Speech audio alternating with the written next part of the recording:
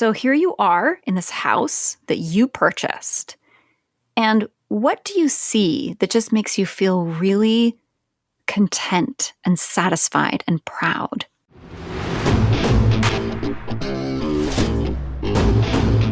And now, coming to you from the K2 Studios in San Diego, California, it's the world-famous Chris and Christine Show.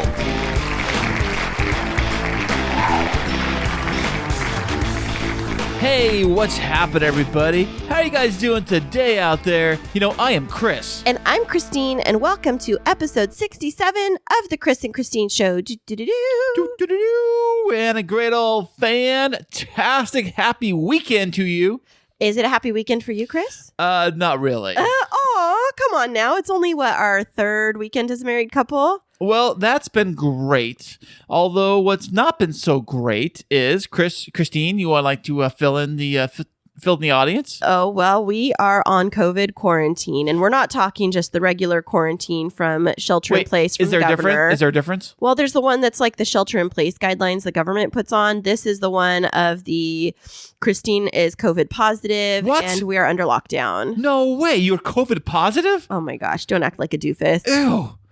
Oh, that's mean. I'm sorry. You're acting like you have cooties. Well, it's called COVID cooties, but it is really. Well, guess what? Any cooties I have, you have. Nope. You're right. You've tested negative twice. So double times. Deuces, I beat the COVID twice. You're right. And this is... Take that, COVID. This is 2 weeks post-wedding. The best you got, COVID. Bring it on. This is 2 weeks post-wedding. The contracting COVID we're being very clear, did not happen at our wedding. We are very, very clear on that. COVID did not happen at our wedding. We had no guests testing positive as a result of the wedding. We were very careful. But there was a couple of things that we slipped up on afterwards with being careful, and Christine got COVID. And it's been rough. Oh, gosh. It has been really rough. All joking aside, Christine has been not feeling well at all this week. And the fact that we're actually here doing this podcast is a miracle in itself. Thank you. And I feel so bad. And we were almost about to skip out on this episode because Christine was not feeling well. Yeah. And I rallied and I said, Chris, I'll give you 30 minutes because that's about all the strength I have. Yeah. On my deathbed. But you know what? The podcast must go on. It definitely does. So thank you for rallying for us today. But you know what? I do have a little bit of a husky voice right now. So how do you like that? That sounds sexy, really. I like the way it sounds. Roll rasp. A little bit of rasp. But, I did forget to mention something when we were talking about the wedding last week. You talked a lot about it. Well, I guess we didn't talk a ton about it, but we forgot to talk about one of my favorite highlights from the wedding. Oh, from the wedding we were at? Our wedding? Yeah. From our wedding, yes. Hopefully you were at it. I remember that. Oh, yeah. I remember now. But we totally forgot to mention the amazing role that our boys played in it, right? That's right. Before we walked down to the backyard, before we came into the rest of the party having the reception stuff all set up, we got introduced as husband and wife by our kids. They did the hosting, the emceeing for the whole ceremony. Yes, Jacob and Mason were the co-hosts, and then they introduced Zeke as the host, and it was so cute, right? Ezekiel did this whole comedy sketch or something with a microphone. He tried to roast you up on stage. Yeah, he roasted me or something. And then he had us come out as husband and wife, and it was amazing. He did a wonderful, spectacular job. He did, and it was so sweet to see our boys rehearsing the week before. They were planning a whole big ordeal. We had to kind of nix a couple of the pieces of it because we didn't think that with all of the tables and chairs and the cake, that having the skateboard entrance into the reception was that part of the plan to have them ride on skateboards? It was. They were doing these tricks and trying to say they were going to enter in that way. But, they came up with an alternative idea and collaborated with our reception planner, and they hosted the whole thing. Right. They had a little microphone thing set up with a whole DJ thing. And it was great. They tried telling jokes and did a whole comedy sketch thing. And it was so cute. And then what did they do when everybody was doing the toasts? I don't remember. Well, you don't remember Ezekiel gave us a toast? He did? Oh, honey. Okay. Yes. It was a very heartwarming. You cried. Oh, well, okay. That's probably why I don't remember because I was crying so much. You teared up, but he was talking about how he appreciated you being there for me. And even if you guys don't always see eye to eye, that, the fact that you take care of me and protect me is what's most important. Oh, that is very, very sweet. Well, thank you, Ezekiel. That was amazing. And thank you, Jacob and Mason, for co-hosting. And thanks to all of our boys, the Gem Boys, for being such an amazing part of our wedding. Right, Chris? Right. And you actually toasted them for their podcast and how a great job they've been doing on that. Although we haven't had an episode out in a while. But that's okay. It's, wedding and COVID. So right now, as we speak, we are in the middle of a COVID quarantine lockdown. This is week number 2, right, Christine? Yes. We have 12 more days at least. We are locked down together. Now, we just found out today on the hotline, just down the wire right now, that Jacob, Mason, and myself have just tested negative for COVID. For the second time. For the second time. We just got a test done on Friday night. Yeah. Is when we got our test done. So today being Sunday, we got the results back. And all 3 of us are negative. Now, Christine got a rapid test done on Friday. Right. Now, the rapid test takes about 20 minutes or so to get the results. But it costs you mucho dinero. It costs $150 a pop. But it was because I was having significant symptoms ahead of time, and we waited for 5 days from when my symptoms started. And I got a doctor's care right away because I don't know if our listeners know this, but I have an autoimmune disease and asthma, so I'm a highly vulnerable population. And, we know the origin of it. And again, it wasn't the wedding. We're not going to get into the details. But I'm just being really careful right now, and Chris is having to take really good care of me, right, Chris? I absolutely have been. And Dr. Chris is in the house. And the thing is that I'm surprised that I did not get COVID because we are in the same room, the same bedroom. I'm really surprised. We were all in the same house that I haven't caught it, or the kids haven't caught it yet. Right, because up until my symptoms really started to show up, I was cooking for all of us most of the meals every day. Right. So that's the thing. I'm kind of scratching my head. I thought for sure I had COVID. Sure I had it. But you know what? You could have had it before, and maybe it was months ago and it was undetected, or it was just like a slight cold, and maybe you can't get it again. But I'm also super careful around hand washing too. Hey, do you think that if you have COVID but you are like a super strong immunity to COVID, like you have the special stuff inside you that helps fight it easily, that it won't be detected? Special stuff inside of you? Like special. There is no special stuff. There's no special cure. No, what if you have like the super cells or something? Like you're like have like your genes have like the special blood type that fights it or whatever. You know what you're talking about? You're just watched I Am Legend. So that's what you're like, I'm Will Smith. I'm the one that's immune. I'm going to save the entire planet. That's right. You guys all die off. From the zombie. Me and the dog are going to be walking around and, or me Paisley. I got Paisley on the leash. Turtle instead of a dog. We're fighting the zombies, Paisley and I. So you're too much. Jacob was actually asking me about that today, and he was listening to the news on. We finally got the Google Home set up, and they were talking about the coronavirus vaccine, and he was like, because he watched part of I Am Legend, and he said, on I Am Legend, they were using a vaccine to fight a virus, and then it ended up turning everybody into like killer zombies. What if the COVID vaccine does that? And I said exactly what people are thinking, Jacob, but we're smarter than that. That's why right now, if you look on the news, you'll see politicians and VIPs being, I'll take the vaccine on camera so I know it's all safe. If I can take it, you guys can take it. It's all safe. There was 3 of the most previous presidents all decided to take it together. And I don't know if they've taken it yet, but when it's available, they've vowed to. I think it was Bush, Clinton, and Obama, right? I believe so. Yeah. All 3 of them are going to take them together, like shots at a bar. Like, hey, let's all throw them down. 1, 2, 3, shot. Boom. It's like Fight Club. Ready? We'll call it the Shot Club. Well, there you go. Yeah. Speaking of shots, we had a fun little activity that we were playing with the kids this week that went completely wrong, right, Chris? Are you talking about them taking their vitamins? Yes. With miniature shot glasses? Okay, so we had miniature shot glasses left over from the wedding, and I, after seeing the kids play with it one time, had the brilliant idea of letting all of the kids line up 4 miniature shot glasses on the table full of water to try and help them knock back their giant Super C vitamins. And how did that go, Chris? Not too well. They can't seem to swallow the pills very well without choking on them and spitting the water out. Right. So what we have to do is, for the little ones, take the vitamin C pill and crush it and then sprinkle it into something they can eat, like applesauce or creme brulee or yogurt or whatever. Yeah. Or even mix it in water, which I tried giving it to Mason. I put it in water and that's gross. And stirred it up.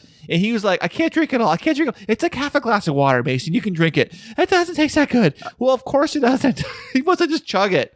But it is the high-powered. It wasn't just vitamin C, it was the Super C. So it has the zinc, which is, even though we know there's no cure for COVID, it's been shown to help beef up people's ability to fight back. I personally, now I'm not saying that. All right, here it goes, everybody. Okay, me personally, not saying that I know everything, but I pretty much do. But you know what I'm saying is that I have started taking the multivitamins, the men's once a day, one daily. What's it called? One a daily. Men's once daily.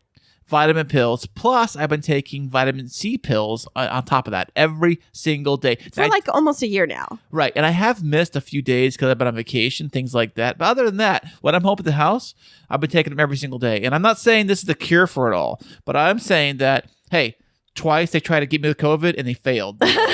That's all I'm saying. I beat COVID twice. That's all I'm saying. All right. Well, let's see if you can't keep a good man down, right? We'll just check in a couple more days and make sure that you're still above water. I do have a headache right now, and I don't know how you can do with that. I could have some of the 2 beers I drank last night.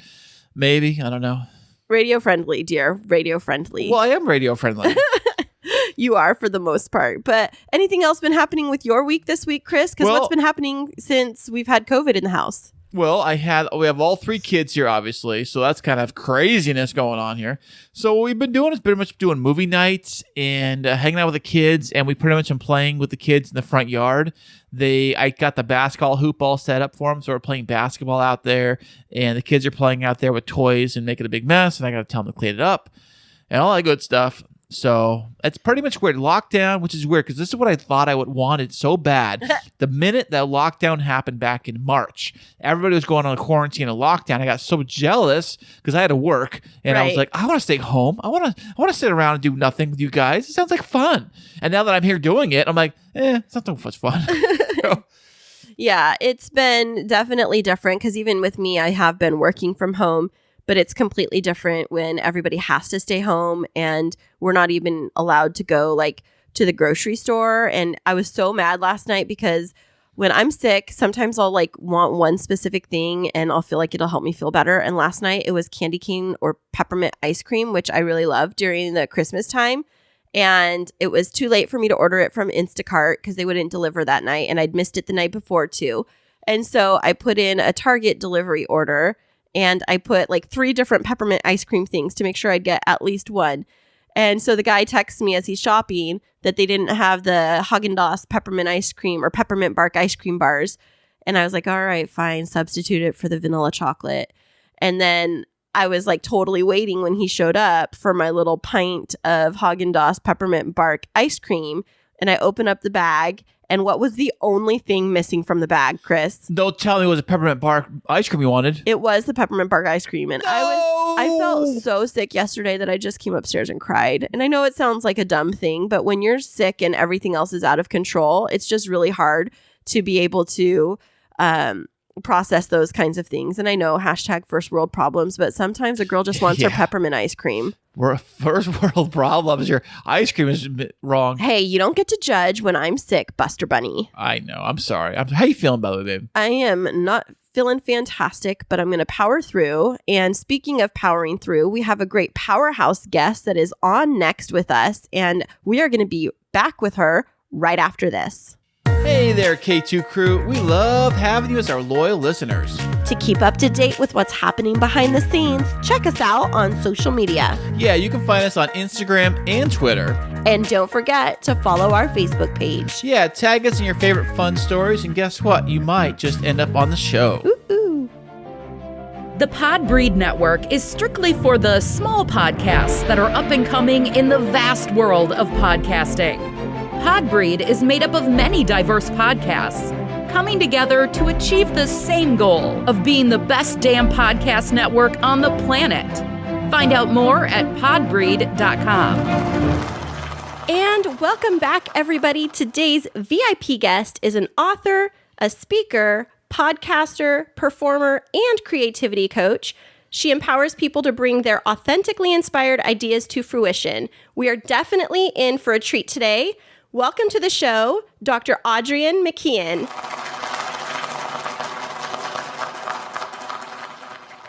Thank you so much for having me, Christine. This is really exciting. Hey, thank you so much for being here today. We really appreciate this. Thanks, Chris. Hey, no problem. And what area of the world are you joining us from today, Adrienne? I am joining you from rainy Seattle. Seattle, way up north. At least you're still on the West Coast. Like, we're all West Coasters here today. Yes. Great. Now, I have a question. Have you ever been, I'm sure you have, to the Pike's Place Fish Market? In fact, I used to live about a block away from the Pike Place Market. Oh, I've always back in the going. 90s. Oh, is it cool? Back when you could actually like rent an apartment there for like $450 a month. Wow, which is what's that like? Yeah, completely insane now. But I was in this crazy kind of warehouse loft, sharing it with a bunch of other artistic types. And we had the walls didn't go all the way to the ceiling. So you could hear anything that was going on in anybody else's room at any given time. So if you wanted to play music, if you didn't use headphones, just everyone in the apartment was now going to listen to that same music. So it was like each apartment was like a cubicle for an office? Yes. It was actually Weird. an old industrial space that was not actually zoned for residential at all. So I'm pretty sure we were squatting there illegally, that we were paying rent. So, but I was right next to the Pike Place Market, which was absolutely wonderful because I love shopping there for, just groceries and stuff. Like everybody gets to know you. You get to know all your little vendors and they know your name. They know what you like. It was a pretty cool situation. That is so fun. I've only seen it in movies. I've never actually been to Seattle. So I've seen it in movies. And then there was this one professional development training video when I was at work, and it was about this book called Fish Tales. And they were videotaping the guys throwing the large fish. Yeah. Right. Is that a game or something where they toss them to each other across the market? It's really just a gimmick. I mean, what they do is if you buy a fish, they throw it, to each other and then, to someone out, on the other side of the, I don't know what you call it, barrier, and then they hand it to you. So it's just part of the show. That if you buy a fish there, Does anybody ever get hit in the face where they don't catch it? I'm 100% sure that someone has at some point gotten hit in the head with a fish. Yes. That's so funny. Now, how long have you been in Seattle for? So we moved here when I was 6, back in the 80s. So I've been here off and on ever since. Oh, that's awesome. And did you attend university there? Because we know you're Dr. MacIain, or did you attend somewhere else? So I actually went to my undergraduate in Washington State, but it was at the University of Puget Sound, UPS, not the shipping company. Right. But then I did my PhD, my MA and my PhD at UCSB in California. Well, there you go. Now, isn't UCSB something like the Banana Slugs or something like that as their mascot? No, that's up in Santa Cruz. Santa Cruz, oh, yeah. Man. No, UCSB is the Gauchos. What is a gaucho? Good question. Did you say go to? No, I thought gauchos were pants. Yeah, they're I guess they're old style ranchers or something. The Gauchos. I don't know. Got it. Gotcha. I certainly didn't make up the name, but Santa Barbara is a beautiful place to live for 5 years. I will say that. Oh, it is definitely gorgeous. And so you got your master's and then your PhD in what area? In drama, but specifically in performance studies. So what I was actually studying was there's this crazy Halloween party, which you might have heard of at UCSB. In fact, it's kind of dead now is what I hear. But for a long time, there'd be 40,000 people, just on this one tiny little strip right next to the ocean called Del Playa. And so I studied that Halloween celebration and what it meant to the college crowd in terms of their development. So, yeah, just the little sort of performances that they would perform for each other in the course of this Halloween party and how that sort of reflects what they value and who they are trying to become and who they were leaving behind as children and all that stuff. It sounds like, what's the one for the Mexican holiday called? Dia de los Muertos? It sounds like that. Or Mardi Gras or something experiential. Yeah, it's more like a Mardi Gras. I mean, it's a college party. Do not get me wrong. There's a lot of drinking. Oh. So But at the same time, there's a lot more to it than that. And I think it had been for many generations dismissed as just this kind of pain in the butt to the university. And so I worked with the, revelers, with the police, and with the university to try to come up with something that everybody was happy with. Well, that sounds super intriguing. Now, you did like action research then for your PhD. Is that correct? Where you're like in the field and collecting that information? And I sure was. And so did you have a dissertation with that? Or Yeah, I wrote a dissertation, and it's actually published now, so you can actually buy it if you want on Amazon. But what was going on is that, like, especially if Halloween falls on a weekend, it's a 4-day celebration. Like, it starts Friday and it goes until, Monday. And so I would be out there with my little tape recorder just talking to people every night. And you have to have a different costume every night, or like, you catch hell. So I had to have, Oh, really? What was your costumes? I got to know. I had so many different costumes. I remember one was a postal worker who had gone postal. There was one that I was Pebbles from, the Flintstones. Oh, yeah. Right. Yeah. And that night, I specifically remember because I got clotheslined by some guy in a football uniform. He just like punched me in the throat for no reason. And I was like, who would do that to Pebbles? Like, Bam, just didn't make any sense to me. Exactly. Bam, bam. Like, what a jerk. So anyway, yeah. But I had lots of different costumes. It was really fun. Well, I ask these nerdy type of questions. I apologize because I am entering into my data collection phase for my dissertation. And so I'm always interested about how other people went about their action research in the field. I'm getting an EDD. PhD is at like a whole different level. So congratulations. You are amazing.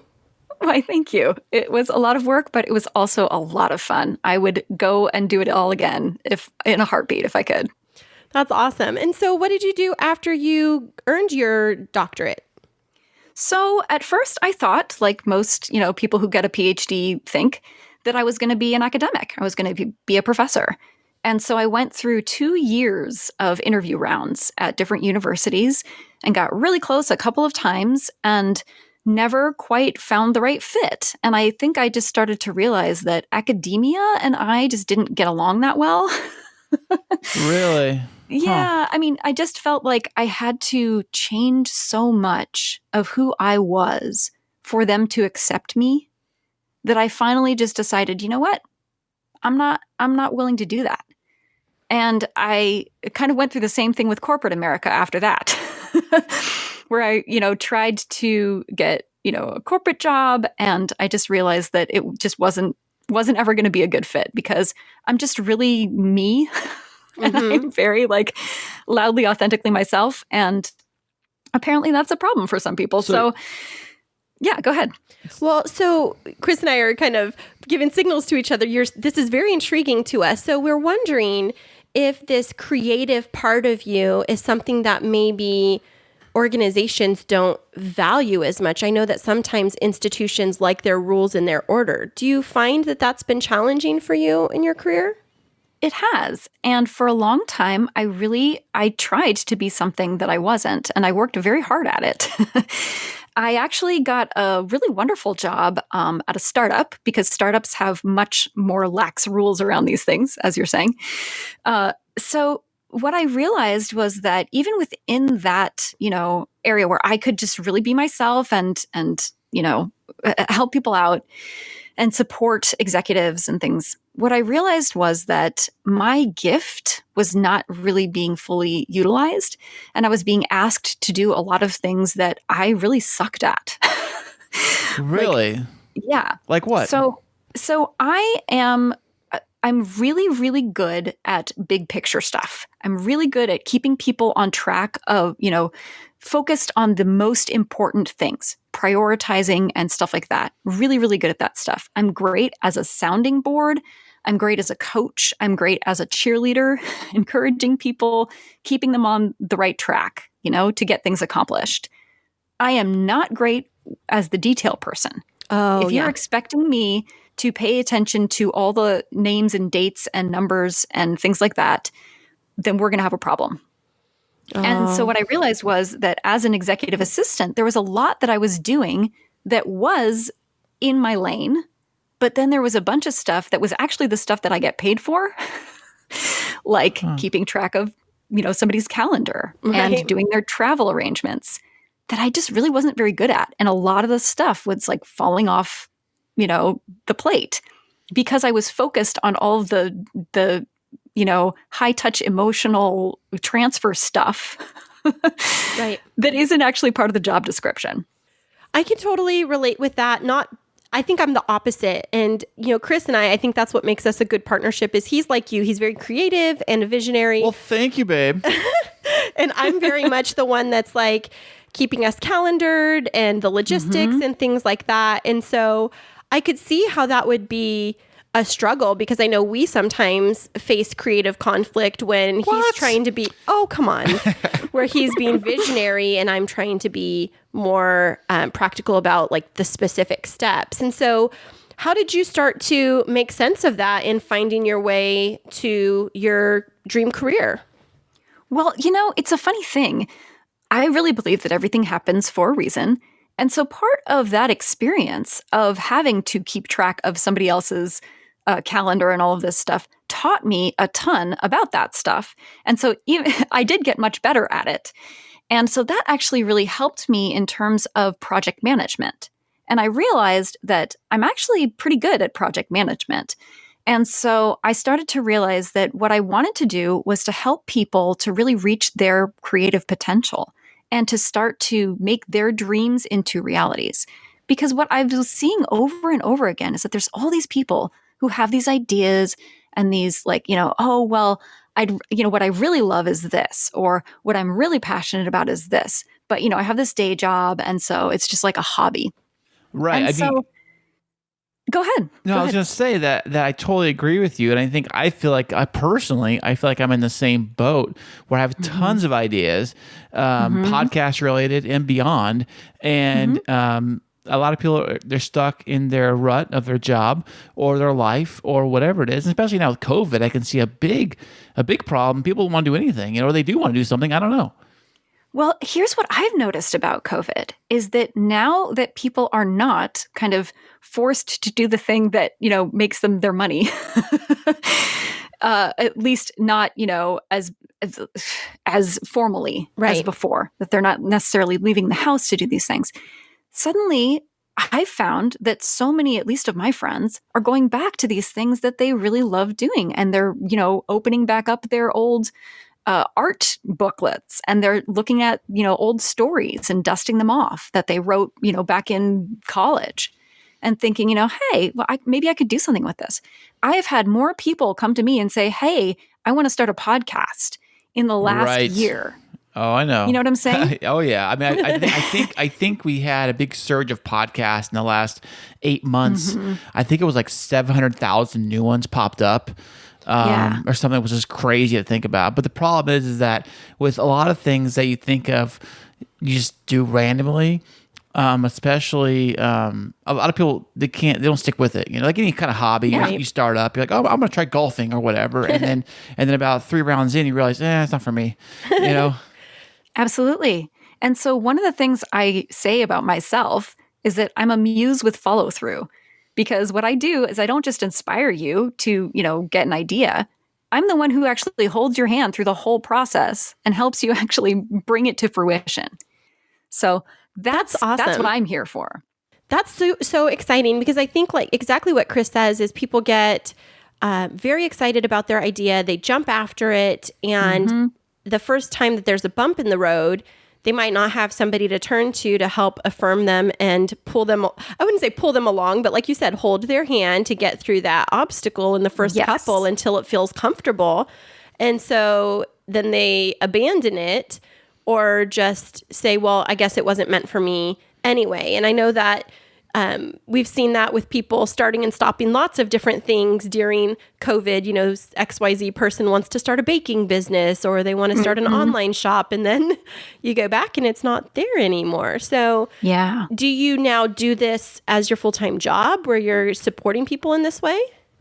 That would be awesome. I'm still doing a lot of voiceover work to supplement. But yeah, I mean, support is the main thing that I do, creative support. I support podcasters, I support authors, I support performers. And I also love supporting entrepreneurs. It's actually one of my favorite things to do because, like I said, in the startup world, what I learned is that if you can just go towards your fear and just hit it head on, because like you said, everyone's going to come up against obstacles. Everyone is. If you don't come up against an obstacle, then you have not picked a very ambitious goal. Right. And you are not challenging yourself and you're not going to grow. Easy street, here I come. Right? So if you have chosen something that really means something to you, then you will come up against difficult obstacles. You will come up against fear. And so the thing about fear is that if you run away from it, then you are running away from what you want. Everything that you want is actually on the other side of your fear. And so what I do is I help people through those fear moments. I hold people's hands and just help them get through that, like, oh my God, but what am I going to do when I don't have health insurance? What am I going to, it's like all the big scary things come up of like, what am I going to do when I can't pay my rent? Right. Right. And I help talk them through that and breathe through that and recognize that, these fears, a lot of them are completely unfounded. And the ones that are solvable problems. Right. There are ways to deal with these issues. But when you're in that fear, all you can see is like, oh, no, it's too scary. I'm just going to go back to what I know. And it also helps to have somebody from the outside looking at it and kind of giving a bigger picture rather than being so like, I only see one thing because it's right in front of me right now. And that's the biggest problem that person may be facing at that moment. But then you see, well, wait a second. Do you look at all these other options? Did you think about this? And I'm sure that helps out. Well, and sometimes it's not that they don't know that there's other options. We know that they're there. It's just that we're not looking at them right now because we're so focused on our fear. We're so focused on this, this obstacle that's right in front of us. And the thing about that is that, focus determines reality. So the more you focus on the obstacle, the more solid that becomes. Whereas if you can just kind of like look past that obstacle and really focus on where you're going, it's like the obstacle kind of disappears, if that makes sense. Yeah, it totally does. And it makes me think about like the power of visioning and like seeing yourself as successful and how like looking past whatever those obstacles are to what your future could be a really helpful part of this. Is that something that you help your clients do? Absolutely. So if you've ever listened to my podcast, you'll hear that one of the things I love to do is at the end, I do this exercise where I really help them envision their ideal world. And I say ideal because it's like, it's not just what you are hoping for or what you think is probable. It's like, let's think about what's even possible. And that's anything, anything is possible. Wow. And so when you really allow yourself to just think about, what do I really want? If money's no object, if time is no object, if nothing, is an obstacle to what I want, what do I really want? And that's when the magic happens. Is people start to go, oh my gosh. I think that was also said by Walt Disney, wasn't it? Sounds like a Disney quote. I wouldn't be surprised.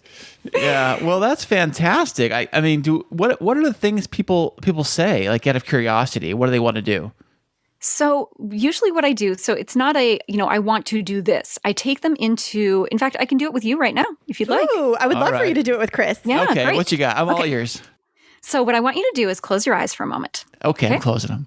All right. Now I am going to wave a magic wand. And once that magic wand has been waved, all of your dreams will come true. Everything that you want to your very core will come to be. And so after I do that, I'm just going to ask you to look around and tell me what you see, what you hear, and what you can taste, touch, and smell in this perfect, ideal reality. Are you Eyes ready? open or closed? Whatever works best for you. Okay. I like to keep them closed because then I can really envision this with lots of detail. All right. But it's up to you. I envision, for my world, you saying? So, ready? Okay. I think so. Magic wand is waved. Everything is ideal. tell me what your life is like now. My life is like, oh gosh, it's so nerve-wracking. Just look around. That's what I'm saying. Just close your eyes and then look around. I always tell people, imagine you're waking up in your ideal world. What does your room look like? First things first. Clean. It looks perfectly. Okay. I call it showroom ready. It's basically Beautiful. like it's how I usually keep it. Try to keep it, but it never happens that way. What are you laughing over there, Christine? It's my vision. My goodness, ruin my vision over here. So it's every vehicle I own is perfectly clean, kept in the garage. It's all nice and neat. The house is perfectly done. The lawn looks green, and the grass is perfectly trimmed and mowed. And Christine's cooking dinner over there. What are you laughing What does it smell like? What's she cooking? What can you smell? Oh, she is cooking. What does she cook? It's awesome. I think she cooks everything that's pretty good, but it's one of her mother's recipes. It's something. Let me think. Hang on, what was that thing you cooked that was really good? Do you remember? I can't think what it was. Nope, your vision. That's my vision. Your vision. Okay. I'm even off microphone. Go ahead. Okay, I'm working on it here. Whatever it is scrumptious, delicious. I love it. Okay, so you smell this delicious food cooking, and you're sitting in, let's say, the living room, okay? Right. And it's perfectly clean. Just, you can see the lines of the vacuum cleaner on the floor, like everything very, very clean. Right. What else, in this space, what's bringing you meaning? I don't know. Well, I don't know how to answer that. Like. So what do you do in this ideal, perfect existence that brings you a lot of meaning and really makes you feel like you're making an impact that matters in the world? I think, gosh, this is tough because I think for me, it's always been the satisfaction of being able to say, I did all of this, or we did all of this without any help, all on our own. And the satisfaction of knowing that we accomplished everything we've done in life to be here at this moment. If that makes any sense. Okay, so then I want you to think back. Look back into your memory. What did you have to do to create this? What steps had to be gone through in order to get to this space where you are right now? Oh, lots of things. Lots of hurts, lots of relationship hurts and financial hurts, and a lot of pain and suffering, a lot of rejection, and a lot of that kind of stuff that really has a lot of obstacles I had to go through to get here today. But it wasn't the obstacles that got you there. It was the keep going, right? It was the fact that you just kept going despite everything. And the fact that I didn't listen to a lot of haters, I just kind of pushed through that and did what I kept my eye on the prize and kept on going, whatever it took. Absolutely. And so what was one of the things that you decided, I'm just going to do this, and this is what I'm going to accomplish, and haters be damned, I don't care what anybody says, I'm just going to make sure this happens? Well, the only thing I can think of in recent years is probably when I bought my house. And because I don't know what Seattle's like, but in San Diego, it's very expensive to buy a house, especially but for yourself, all by yourself without a combined income. Be able to pull it off. It's almost near impossible. So I think that was a very happy moment, and I've heard from other people saying, "Oh, you can't buy a house right now. You can't buy one right now. Why are you buying a house right now?" Things like that. But I knew that it's something I really wanted, and if I had an opportunity, even if it's a slight opportunity, I was going towards that direction. Absolutely. So here you are in this house that you purchased. And what do you see that just makes you feel really content and satisfied and proud? Everything, really. I mean, like in particular, like one thing in particular? Just describe for me what you're looking at and what it makes you feel. Well, happy. I feel very satisfied. I think, because before I bought the house, I was renting. And my rent was going up. Like, I'm sure it's going up there, going up everywhere and stuff. And so I think for me, it was like there are two camps. Because when I was in the apartment, I had my next door neighbor, and we were all complaining that rent was going up. And so she was like, well, we're just going to have to eat it. And I was telling her, well, screw this. I'm going to go buy a place, because if rent's going to match the mortgage, then why don't we just get a mortgage? Because at least you own the place. I mean, it does take a lot more groundwork than just signing a lease with an apartment. But for me, it was a very happy moment to be able to purchase this house all by myself, like I said, and to go from one to the other, and to do it all by myself without help from anybody. Is a miracle of itself if you think about it, Yeah. So just that pride and satisfaction. What other emotions do you feel like when you're smelling that delicious food that's cooking just for you?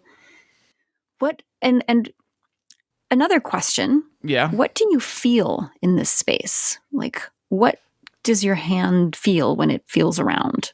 I What does it feel like? feel very warm and inviting and love in this house. I feel there is a wholeness to this house. There is a warmth to this house. It's a very inviting place to be, and I just love. I mean, I hate going to work because I want to be here. If that makes any sense. I'd rather be home. I'm very much a homebody, so I like to be here in my house. I wasn't like that growing up. Growing up, I wanted to be out of the house as much as possible, but now, exact opposite. I want to be home. I don't want to go anywhere. That makes sense. So then let's add to your home that you now have this workspace, which is where you do your meaningful work, and you do not have to leave the house. And so I want you to see this workspace and tell me what you feel. I'm sitting in it right now. Speaking of which, Beautiful. in my office, I have a makeshift office. That's the one thing I always wanted in a house, was to have an office room kind of area where it can be my computer set up, and now we do the podcast in this area, and it's something that I really, really enjoy being in this area. Christine will tell you, right, babe? Yeah, for sure. Yeah. So it feels very warm, inviting. I mean, it's a little cluttered right now. I'm not gonna lie. I got some papers here and there and stuff, but no. See, we're in ideal world now. We're in ideal world, so it's perfect. It's clean. You're envisioning the ideal workspace. So describe it. Oh, totally clean and clear, and enough counter space to put stuff down and not to worry about moving stuff around. Perfect. So, is there anything on the walls, anything inspirational or artistic that you see? Of course there is. There's my Nissan Z poster right over there. Sorry. What in now? your ideal. You're still in your ideal, honey. Okay. Close your eyes. It'll help you. Close your eyes. I don't like closing my eyes. I'm right here. It's just you and me. It's safe. Your ideal space, babe. Okay. Your ideal workspace. What would it look and feel like? What does it look and feel like? Because remember, we always do this in the present tense. Because the idea is, I really want you to feel the feelings of being in that ideal world. Because the whole thing is, you're just manifesting these emotions. And you can start having those emotions right now. You don't have to wait until you have a perfectly clean house to feel content. I don't know. I feel like I do, though, because I get kind of stressed out when things are kind of just I think everything for me has to be in order and has to have a place. And kind of like, if I can't find something, I freak out.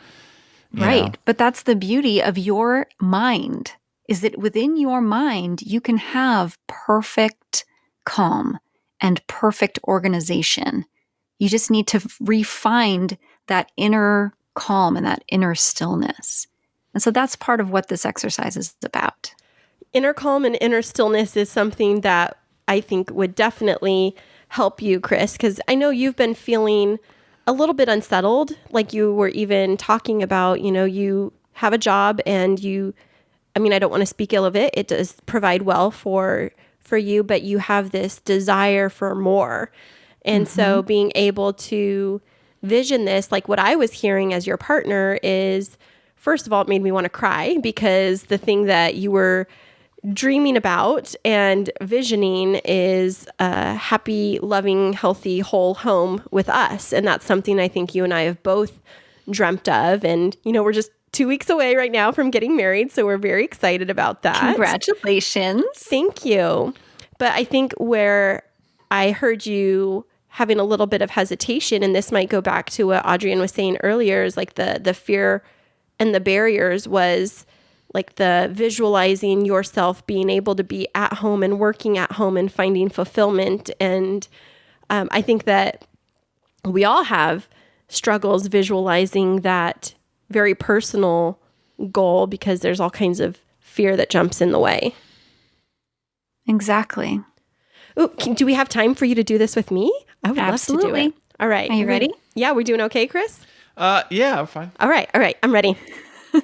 So what I'd like you to do is close your eyes if that's comfortable for you. Yes. And again, I'm just going to wave my little magic wand, and then all your dreams will have come true. And I want you to tell me what you see, hear, what you can taste, touch, and smell in this ideal space. So, Okay. Magic wand waved. What do you see? So I am standing on a very dark stage on a red dot. And I have the TED logo behind me, and I am delivering a TED talk to a room full mostly of women. And off to my right-hand side, backstage, I can see Chris standing there and watching me. And I can see that each of the individuals in the audience are holding a copy of a book that has my name on it. And I can feel a sense of excitement and energy in the room. And what I hear coming out of my mouth are words of empowerment and that I'm being vulnerable and open about what it's taken me to get to this point. And I just sense an excited stillness in the room. So I've captivated the audience, and they're just leaning in to the conversation. And as I look over my shoulder, I see Chris smiling and being there as my number one supporter. And then I finish, and I hear as I step backstage with him for a hug. So I want you to pause for a moment, in that moment where the applause kind of explodes and there's someone in the audience who jumps up first. And I want you to look at that person. I think it's a woman. Yes. But I want you to see her and just see this look on her face where you've just woken her up. And you can see that on her face, that something has deeply changed, shifted, moved for her. And I want you to just feel for a moment how that feels. Okay. And what did you feel in that moment? I felt, it was so weird, like a very deep heart connection. Yeah. Like this woman sees me, even though I'm up on a stage, sees me for who I really am, and I see her for who she really is. And there's a moment of connection of being in this together and being fully seen. And maybe that was the first time for her being able to feel completely validated in everything that she's struggled through to get to this point, and knowing that what's ahead of her is so much greater than what's been behind her. Absolutely. So I want you to, after you have had your wonderful hug with Chris, I want you to go out and find her. Find her and say something to her. What do you want to say? Hello. It's a good start. I don't know. I just think that I actually don't want to say anything. I just want to stand in silence for a few seconds to just kind of let all of that sink in. I think there's so much that can be said without any words. And I think that's kind of the power of this moment, is that it wasn't any words that I said, but it was being my authentic self and being very vulnerable, and that being accepted. And I think that's what the point is that I've arrived at when I'm on that stage. Beautiful. So again, I want you to look back into your memory and think about, what was the step just before this step? How did you land that TED Talk?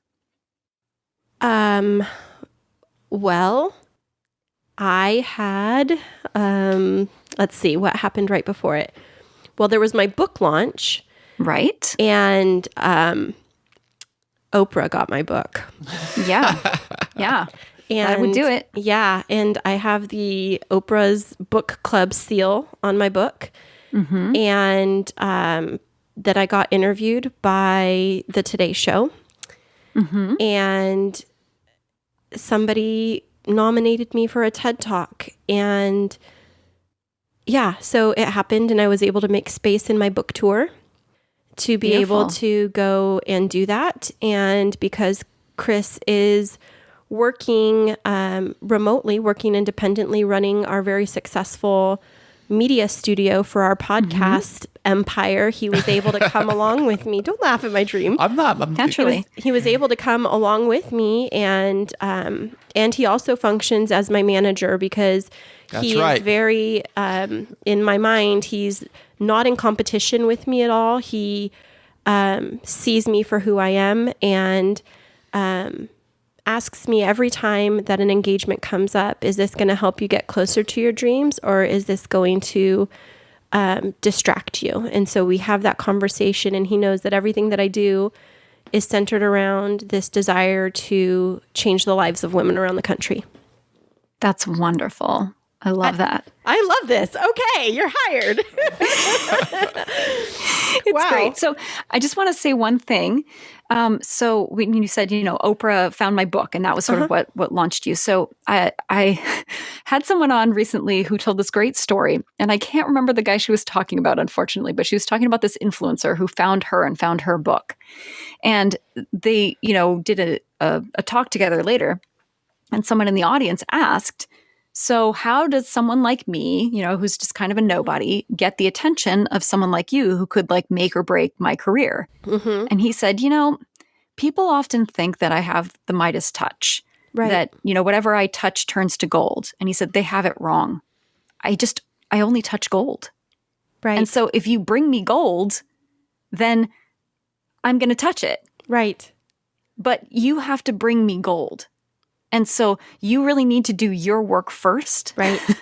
And make sure that what you're bringing is the best value that you can possibly offer from your core self. Right. Not what do you think is going to sell, not what do you think other people will like, but really what is your gift, and offer that freely and offer it to the best of your ability.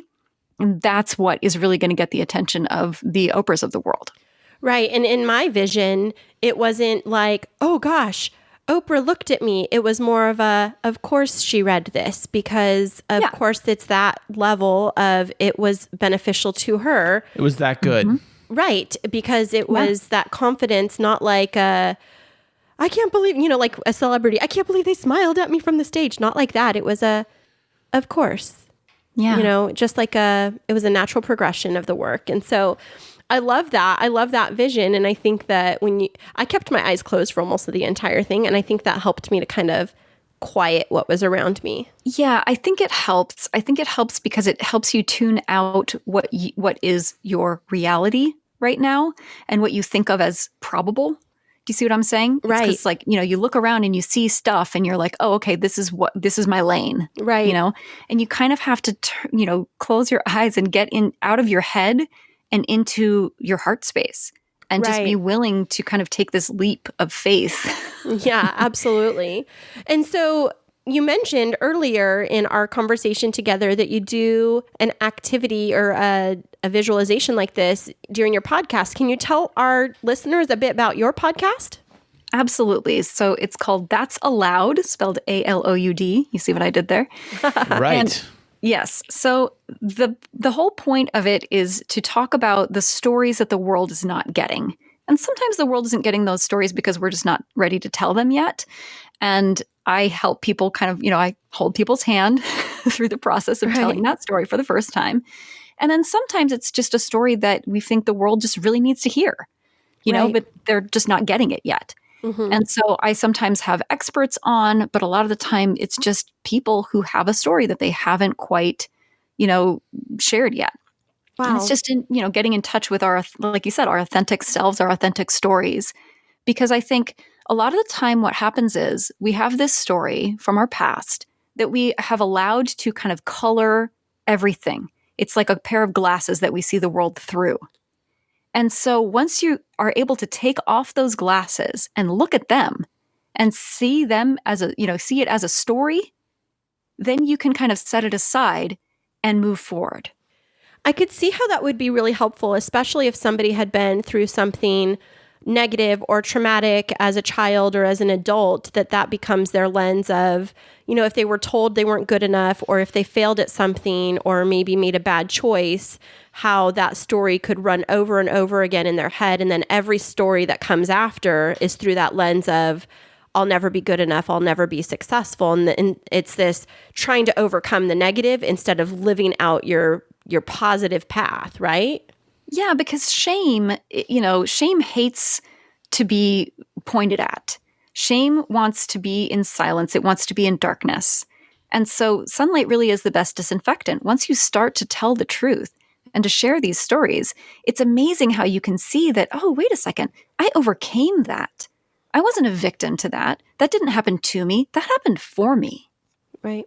Huh. Interesting. Yeah, I've loved this so much. And it sounds like you're able to really help people through your podcast to grapple with some of their stories, and sounds like something that our listeners would love, because as we were sharing earlier, our listeners love stories. So friends, if this is the first time that you have heard of Adrienne and her podcast called That's Allowed, ALOUD, then definitely check her out. And where can they find it? What platforms? Yeah, so it's on all the pod places, Anchor primarily, but you can also find my website is just that'sallowed.com, and that will show you the podcast and everything else that I do.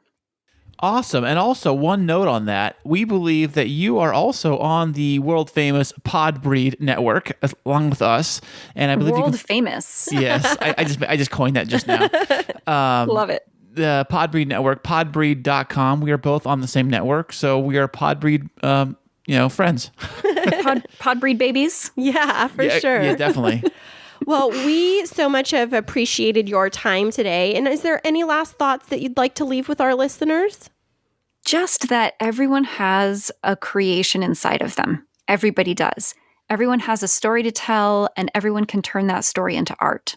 So if you have been hesitating, feeling like, I'm not a creative type, I'm here to tell you that's BS. And if you want to explore that creative side, I'm here to hold your hand through that process. I love that. You're going to help us get out of our own way, right? That's what I do. Awesome. Well, thank you. Fantastic. Thank you so much, Adrienne, for being on our show. Well, thank you so much for having me. Well, hello, universe, and welcome to the Optimist Daily Update. I'm Christy Jansen. And I'm Summers MacIain. We're bringing you reader-funded solutions news every day.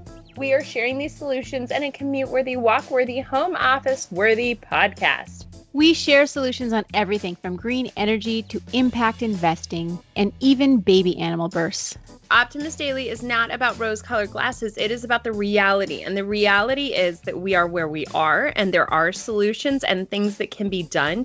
We also have captivating guests like social justice advocate Akila Shirelles and self-identified soil health geek Ethan Steinberg. And as an added bonus, you get to hear hilarious tales and can't miss stories. Of course, we think they're hilarious, but you can listen and judge for yourselves. Sorry, Amelia, talking about the cat again. Tune into the Optimist Daily Update on Apple Podcasts, Spotify, or wherever you like to listen. Well, that was great. Adrienne was amazing. I love how she kind of schooled us on a little bit of therapy session. It was fantastic. Right. And I love now, because we did record this a few weeks ago. That was 2 weeks pre-wedding, and we're now 2 weeks post-wedding. How are you progressing towards your vision of having that, not healthy, but the happy home? Well, I think now more than ever, we are really experiencing, because we are locked down in this house, all of us together, which is kind of weird if you think about it. To think about the perfect home, as far as the cleanliness goes, we're still working on the cleaning the house up kind of stuff, because we got all the kids here, and if anybody has kids out there, they may know they have this weird thing inside them where they cannot keep anything clean. Right. They can't keep or their pick room. up after themselves. Right. What is it about kids who can't pick up after themselves? Maybe it starts when they're young and then their diapers. They can't change themselves. So as they get older, it progresses into this whole like room's a mess and clothing's everywhere. All right. Instead of harping on us, how are you progressing towards your happy married Well, life? I am working on it. Every day is a struggle. Every day is a joy. I don't know. I don't know what I'm saying here. Well, it has been stressful at this first couple of weeks. And, this isn't the quote unquote honeymoon period that anybody would have wanted. But we're figuring it out, right? I mean, it's that whole in sickness and in health part of our vows, right? Absolutely. And I think being home together, like I was trying to say, is that it really is the test of everything that we've put together for the marriage, for the wedding. It's all thrown together, thrust together in this 2 weeks or 3 weeks or whatever it's going to be when we're stuck at home together. If we can make it through this, we can make it through anything. Right. And, it's not ideal, the circumstances leading us to this, but we also have been talking a lot at home about how grateful we are to be able to have time to bond together as a family. And it's very rare that Ezekiel gets to be down here for several weeks at a time. And for me to be able to take care of him through the holiday time and, beyond Thanksgiving and to do some of his schooling, plus with the other boys. And for you also to be able to be present for the boys for their online schooling and being able to sit down for family dinners almost every night, even if we're trying to be careful. Be here every single night for dinner because I usually work at night. So I'm usually only home 2 nights a week, 3 nights a week, So being here every night, it's kind of a new experience, if you think about it this way, because by the time the quarantine is over, you will have been home for just over 3 weeks. Typically, on any given week with the littles, we get 3 dinners with them, basically like a Saturday night, a Sunday night, and a Monday night. We're getting 7 nights of family dinners. 21 nights of family dinners. It's basically 7 weeks of what you would normally get all compressed together. And so you're getting extra time with them, sitting down, enjoying coffee and hot cocoa by the Christmas tree, fires at night, Christmas movies. I love that. The Hallmark Channel, you're watching that nonstop, 24/7. And it was funny. Last night, Christine was watching this Hallmark movie, and she was playing it out like, "Look, watch, this is gonna happen next. Okay, watch, she's gonna say I love you. Oh, watch, they're gonna kiss. Okay, watch, she's gonna find the wedding ring in the cupcake batter mix. Oh, look at this. Oh, that's her mom's ring. Oh, and look at this, and look at that. She just plays them out because they're so obvious how they go. It is, but you know what the kids have really loved is while I've been upstairs isolating more, they've really loved being able to sit down and have movie nights one-on-one with you. And because we're able to be together so much more right now, for me, it's not like I don't feel left out because we're around each other all the time. Otherwise, like on the weekends, it's kind of hard sometimes if I'm like, maybe you should do something with the kids, but then I'm losing out on time with you. Right now, it's just like, no, you're letting me go up and rest.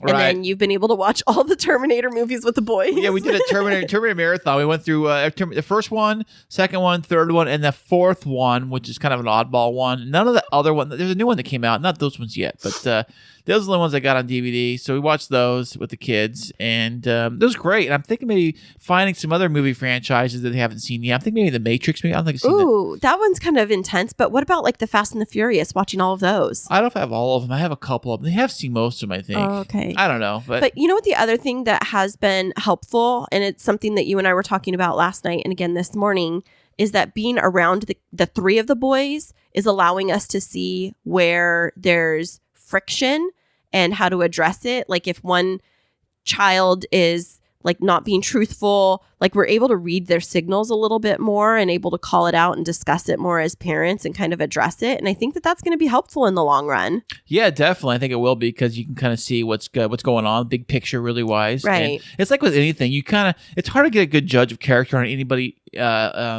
Right in the first couple of minutes. Right. You really need more time with that person to kind of like really kind of gauge what they're like, It's like a relationship too, I would say, because you can't marry someone on the first date. Although people do that. I think they're crazy. But it takes like me personally, when I'm dating somebody, I like to kind of like work my way into them, get a feel, and then you kind of get to know. You probably do too a little bit, I would say. You kind of have to know somebody before you really start to really dive in emotionally into the relationship.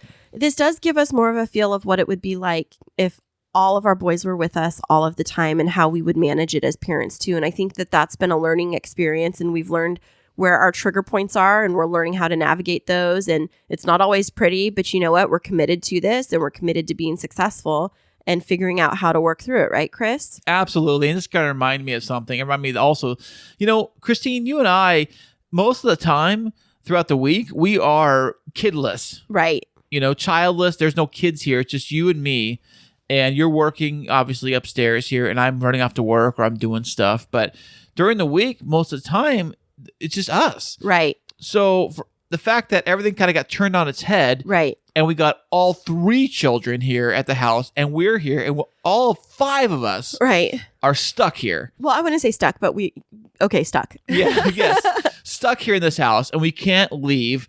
It's changing the game for us because I'm not used to it and you're not used to it. So we're trying to adapt the best we can. Yeah. And we're also having to learn how to continue to have healthy relationships with our former spouses because our kids are really missing them because they're not able to be within 6 feet of them. And so, I think that you have been doing a great job of trying to come up with some options for the kids, like that socially distanced lunch you had out in the backyard for the boys. I mean, they were 12 feet apart? Something like that, yeah. The kid's mom and her fiance and little kid were on the bench we have in the backyard, and Jacob and Mason were on a bench, but a little foldable table, but probably 12 feet away on the other side of the patio. Right. It's all under the patio, but they're kind of a good space away. And Christine put these little cones, little kid traffic cones up, kind of between the blocked area. Can't go there, can't go there. We just wanted the kids to have a visual of you can get close, but don't cross this line because it's, it would break quarantine. We are being very careful to abide by the rules. We're doing the best we can. The only time I've ever left the house so far has been to go get prescriptions for Christine and maybe a drive-through or something like that. But right, and you didn't go inside. You just went through the contactless pickup where it's they put it in the little metal drawer and push it out to you through the drive-through. The prescription pharmacy, yeah, the pharmacy stuff. Yeah, that kind of stuff or whatever. So all of that to be said, I really loved that vision that you were thinking of with Adrienne. And I know that even though we're on, I would say, an unpaved road right now, kind of uncharted territory with having to navigate through this COVID isolation quarantine, I do have high hopes that we're going to be able to realize that vision that you had for our household in the near future. Oh, well, thank you, babe. Thank you so much. That's very sweet. And so with that, folks, we are grateful that you were here with us and listening yet again this week. And we will see you guys next week. Remember this week that life is too short to wake up in the morning with regret. So love the people who treat you right, forget about the ones who don't, and believe that everything happens for a reason. If you get a chance, take it. If it changes your life, let it. Nobody said that it would be easy. They just promised it would be worth it. Thanks so much for joining us. I'm Chris. And I'm Christine. And until next week, keep moving forward.